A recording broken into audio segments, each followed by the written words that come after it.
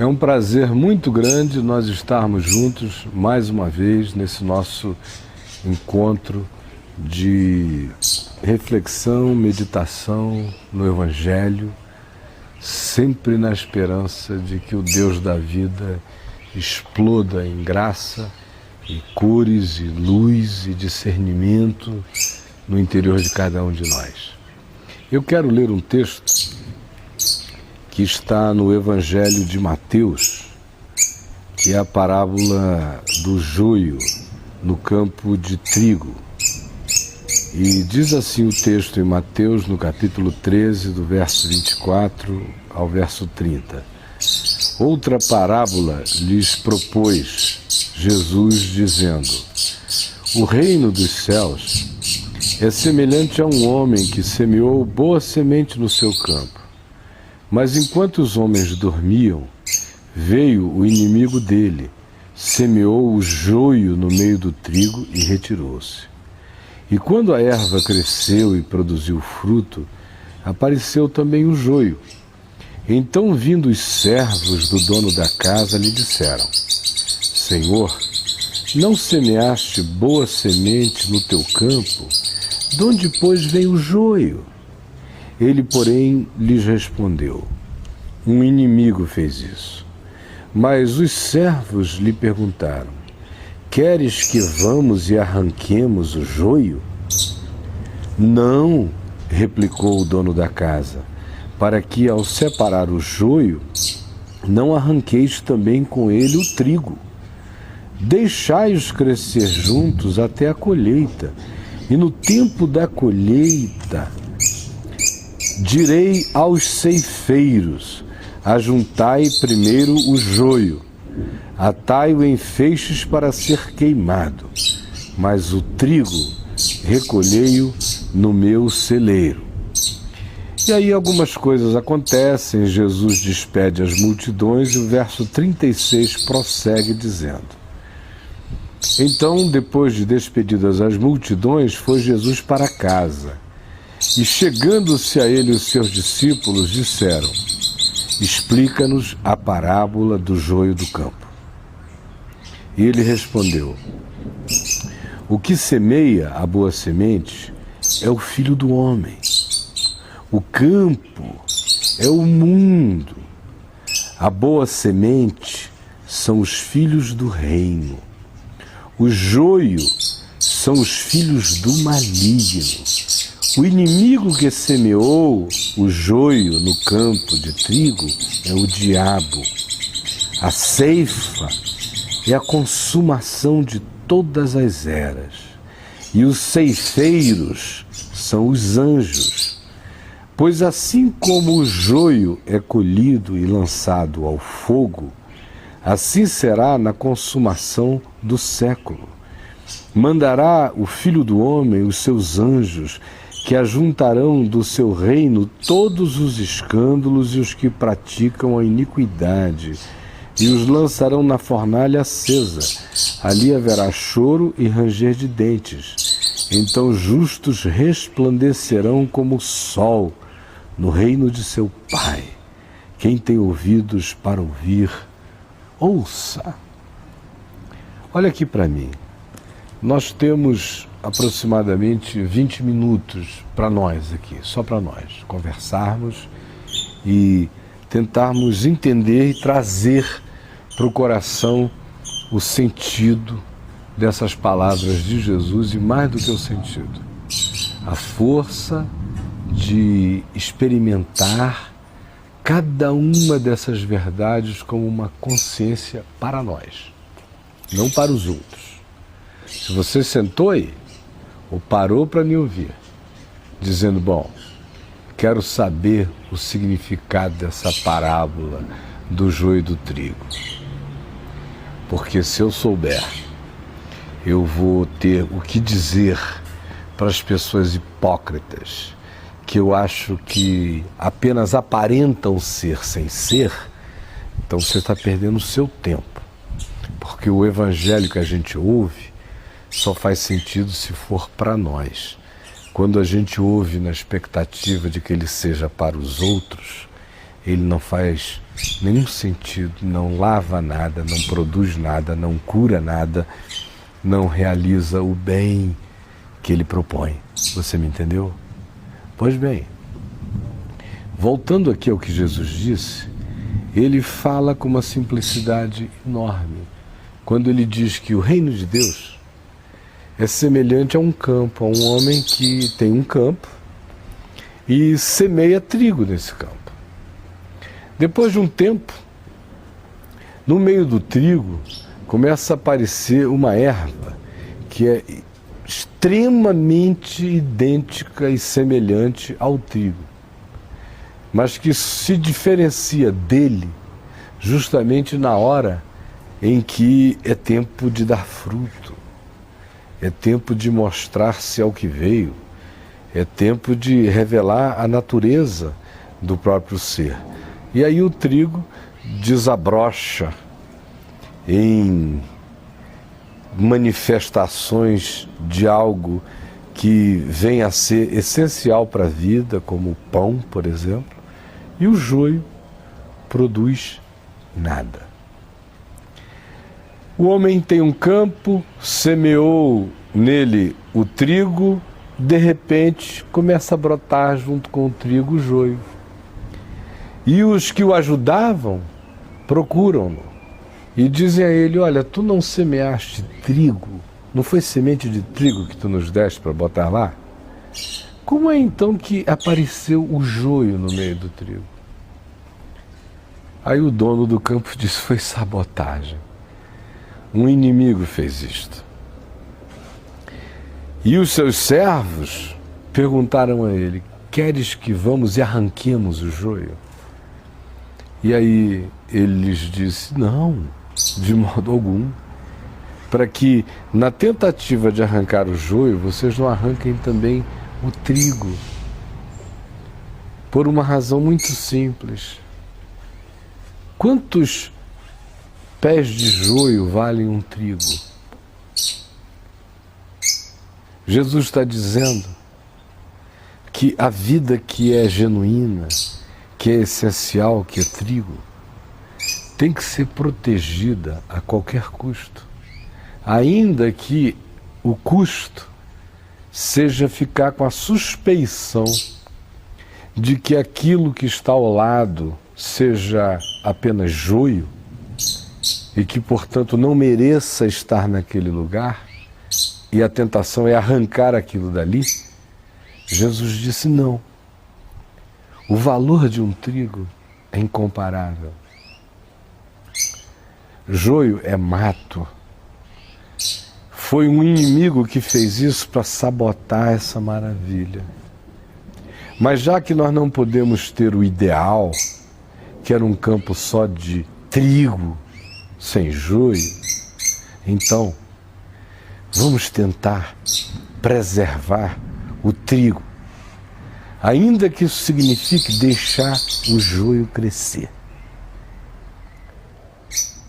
Porque se nós fizermos qualquer coisa agora, se vocês fizerem, se vocês decidirem se tornar igreja nesse campo e decidirem que vocês é que separam, vocês é que dizem quem é bom, vocês é que dizem quem é ruim, vocês é que dizem o que é moral, o que é justo, o que é reto, vocês é que dizem o que é iníquo, o que é perverso, o que é degradante.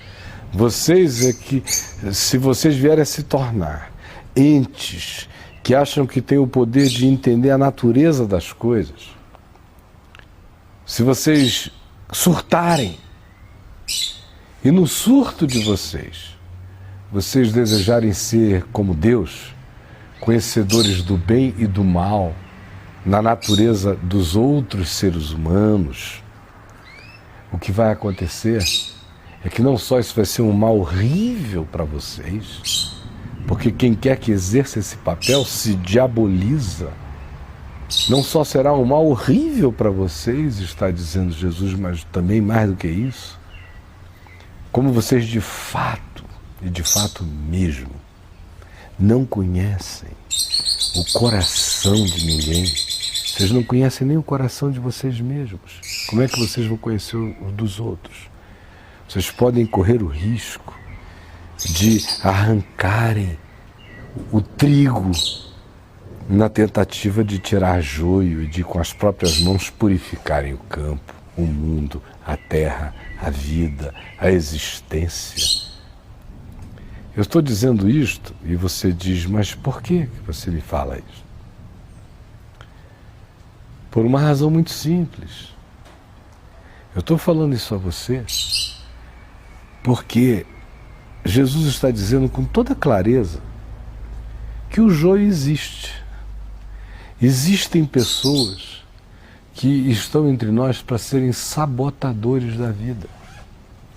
Eles estão entre nós para serem aqueles que falsificam as coisas.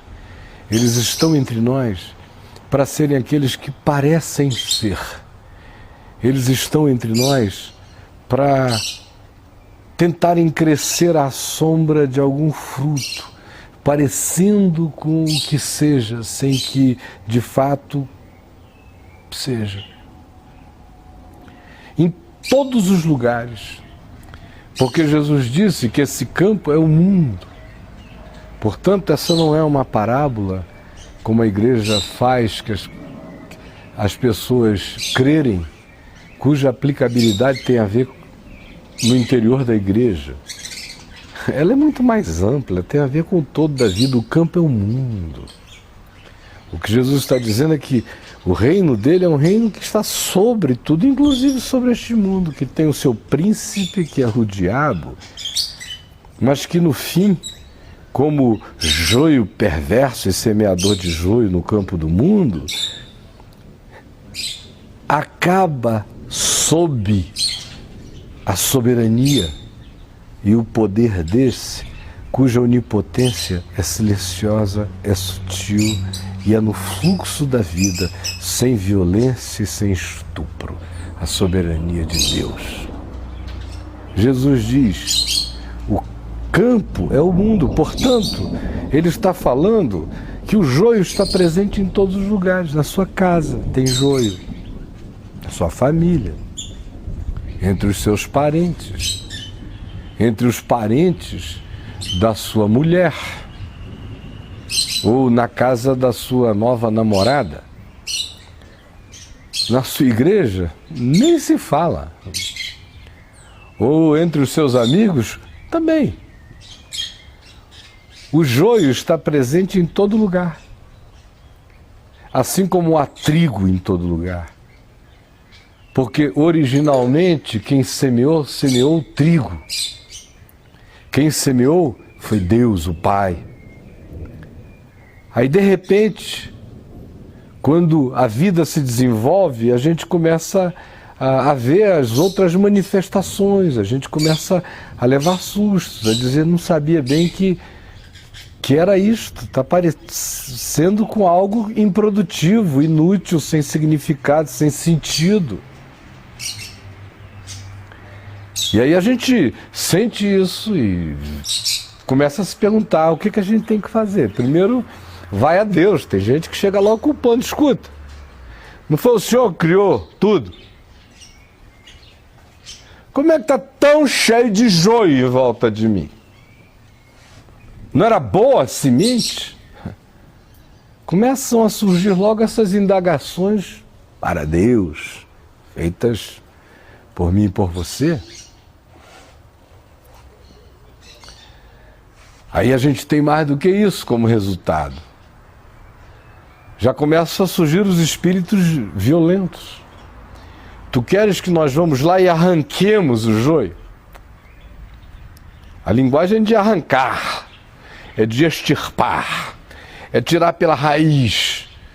Começam as radicalizações, começam os fundamentalismos, começam os ortodoxismos, começam as intolerâncias, começam todas as manifestações de ódio travestido de verdade, de pureza, de purismo, seja lá do que for. Ou seja, a gente começa a perguntar a Jesus, tu queres que façamos descer fogo do céu? Tu queres que arranquemos o joio? Começam a surgir os pitbulls da verdade para todo lado. sem perceber que, agindo assim, eles começam a virar joio. Eles que um dia foram trigo, não discernem que a gente só se mantém trigo se mantiver em humildade, amor e com o coração quebrantado e desejosos de que o Evangelho seja verdade em nós e não para os outros. Se for para os outros, é para o bem dos outros. E se os outros também crerem nele, bem será para mim. Mas o Evangelho não é um conteúdo que eu compartilhe para ver se eu amanso pessoas. Se ele não se tornar verdade visceral em mim, ele jamais vai ter sentido nenhum fora de mim.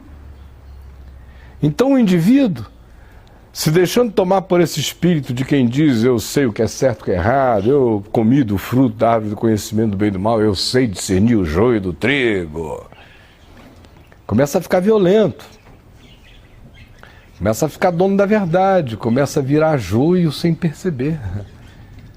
Aí daqui a pouco um monte de gente que fazia parte do que era bom, gente que plantava trigo, gente que fazia trigo virar pão, gente que comia pão, gente que plantava trigo, gente que participava do ciclo da vida, já está agora ocupado só do joio. Eles só pensam no joio. A vida deles é o joio cresceu. Meu Deus, Deus não cuida do reino dele. Se diz que Deus não dormita nem de dia nem de noite, mas eu acho que ele cochilou, porque o inimigo sabotou. E o pior é que quem conta isso é Jesus, e aparentemente não teve a menor preocupação de explicar a sabotagem, nem coisa alguma, nada. Quem quiser acreditar ou crer, creia. Quem não quiser, não creia. Por isso ele termina dizendo, quem tem ouvidos para ouvir, ouça. Mas a sabotagem aconteceu. E ela se manifesta através de gente que cultua a aparência. O joio é, sobretudo, aquele indivíduo que não quer ser, ele só quer parecer ser. É por isso que o joio, em geral, é moralista.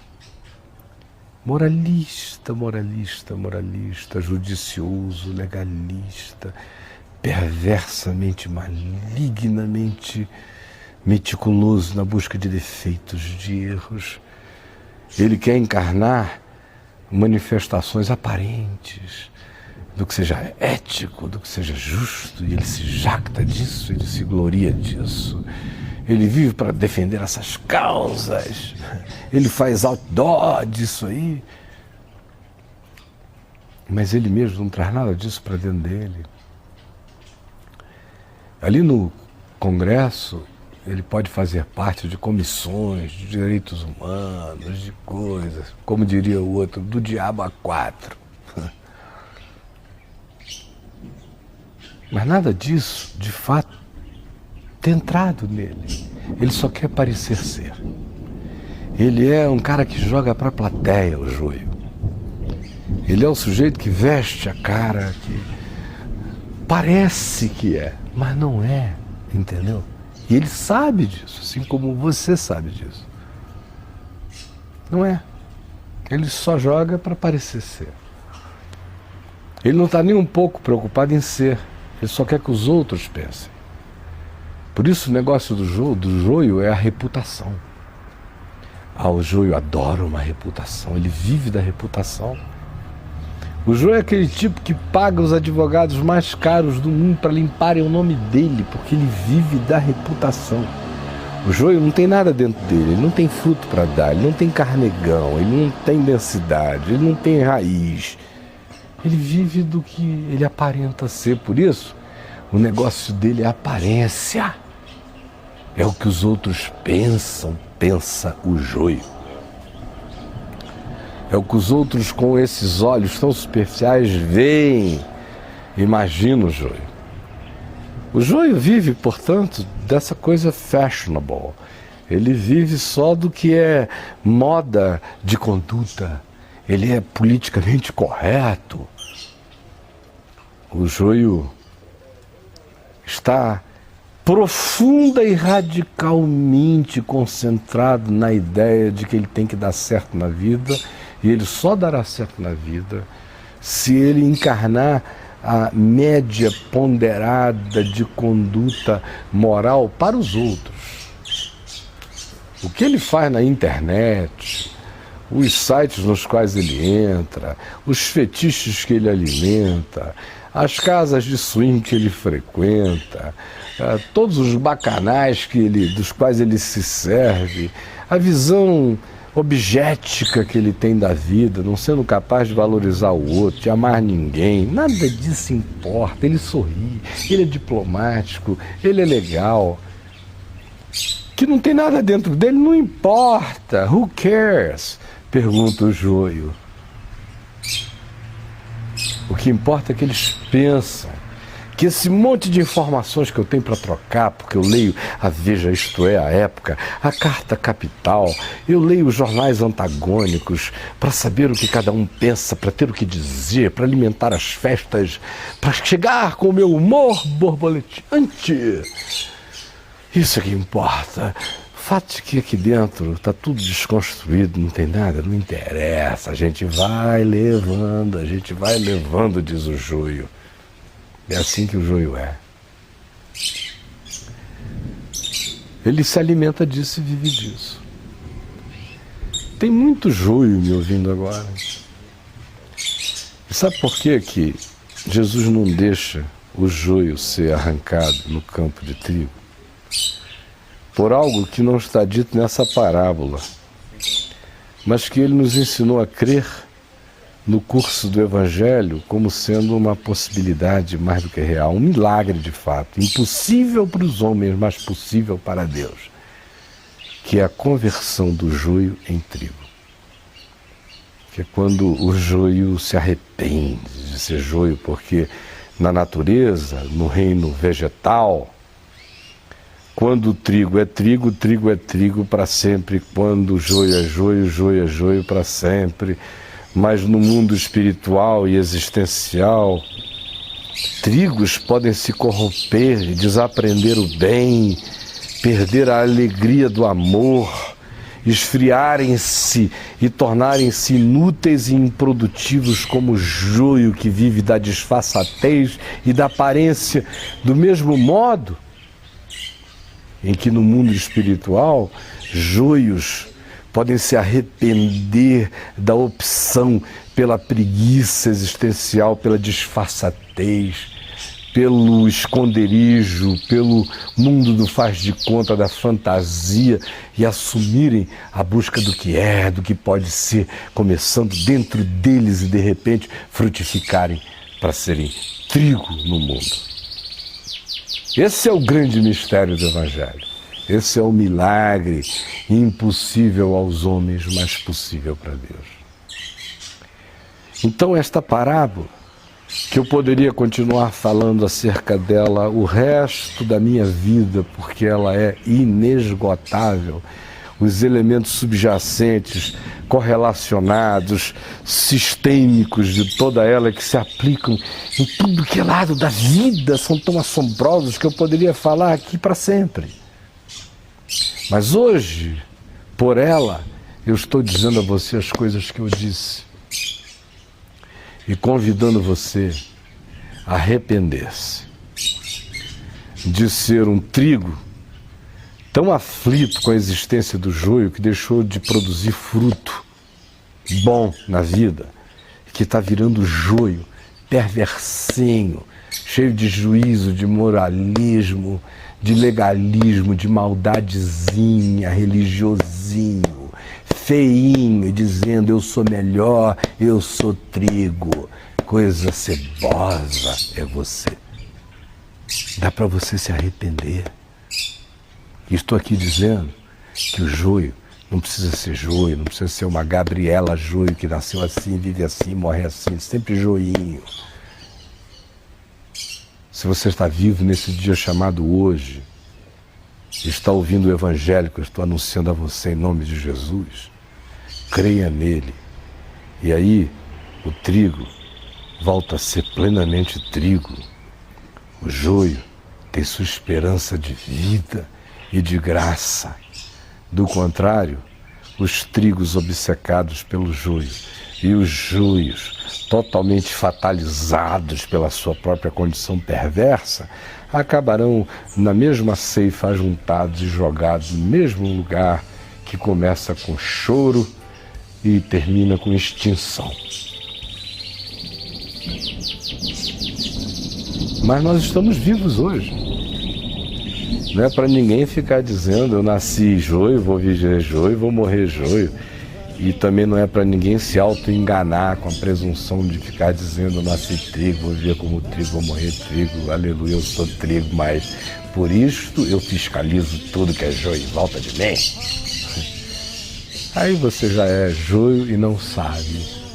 Está vivendo o auto-engano de ser um trigo sem ser. Porque para Jesus só é o que é. O que não é, não é, entendeu? Ou você se torna pela conversão, pela fé, pela consciência, pela entrega, pela verdade, pela vida, no caminho de Deus nesta existência, ou então não adianta que o mundo inteiro ache que você é. Você não será, porque só quem vindica, atribui e qualifica uma pessoa é Deus, é Ele quem diz Ele é e Ele não é. O mundo inteiro pode pensar que eu sou, se Deus disser tu não és, eu jamais serei. Só me importa ser para Deus. Se eu for para Deus, eu darei o fruto do trigo. E aí quem quiser ver, verá, quem quiser comer, comerá. Se eu não for para Deus, eu vou existir só para você. Como os fariseus hipócritas, recebendo aplauso das aparências, me satisfazendo com a mentira, sem encarnar o benefício da verdade para mim mesmo, dando o fruto de vida, de justiça e de graça e de bondade, que é o chamado de Deus para a minha vida e para a sua também. Você entendeu? Este é o Evangelho.